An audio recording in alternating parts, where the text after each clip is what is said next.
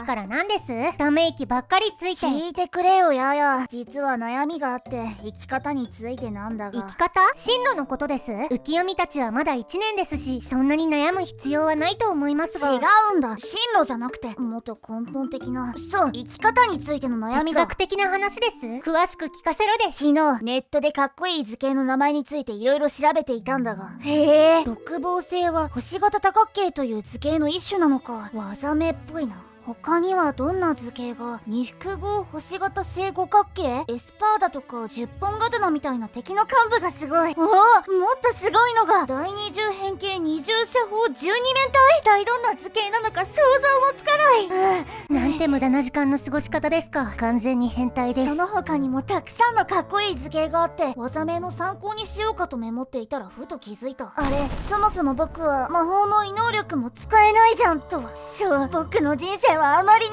平凡だ。謎の組織に勧誘されエージェントになったり、異能力に目覚めたり、異世界に召喚されたり、そういうのがないんだ。同じ日々の繰り返し。僕は小日向帝国を建国し、この世界の王になりたいんだ。ちょっと何言ってるかわからないです。日々に刺激が欲しい。アニメやゲームの主人公みたいな非日常を生きたい。ただの中二病でしたか。真面目に相談に乗ろうとした浮世見がバカでした。何を？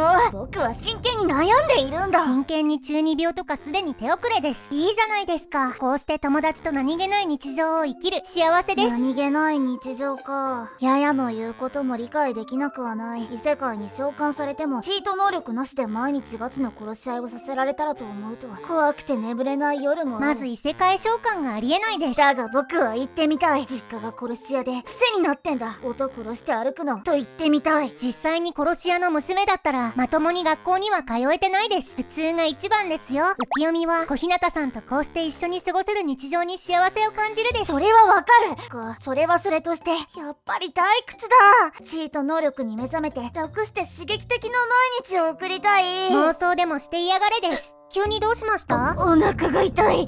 昨日食べた期限切れの肉が悪かったのか。そういう時こそお得意の妄想で乗り越えたらどうです？妄想で？例えばさっき言っていたように実家が殺し屋だと思い込むんです。常日頃から毒を口にしていて耐性があると思い込めば腹痛程度気合で乗り越えられるですよ。無理、余裕ない。トイレ行ってくる。てらーです。完全復活。どこの組織のものかわからんが、この僕を毒程度で殺せると思うな。家庭の事情で毒には慣れているんだ。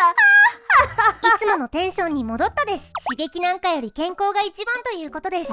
メッセージだ。誰からです？漆黒の銀狐、パープルフォックス氏だ。頭の悪そうな名前です。結局何色ですか？何今度のコミケでファンタジー系のゲームを作って売るから参加してほしい？面白い。この僕が魂を震わす至高の異世界ファンタジーを書いてよ。バカな小日向さんにシナリオが書けるとは思えないです。やるぞまあ楽しそうなのでよしとするです。シナリオを書くのはいいですが PC は持っているです。スマホじゃダメ。どういうゲームを作るつもりなのかにもよりますが、あった方が良いかと。パソコンか。あるか。古い。新しいのか。お金あったかな。ややクエストで稼ぐぞ。バイトのことです。でしたら近所に新しいコンビニができるです。確か時給が1200円とか。近所に武器屋ができて時給が 1200G だと。好待遇ではないか。それだけもらえればパソコンを買ってもお釣りが、スイーツ食べてゲーム買ってそれから夢が膨らむではないか。ややそのクエスト週5でやるぞ。学校もあるのにそんなにバイトを入れたら遊ぶ時間がなくなるですよ。それはや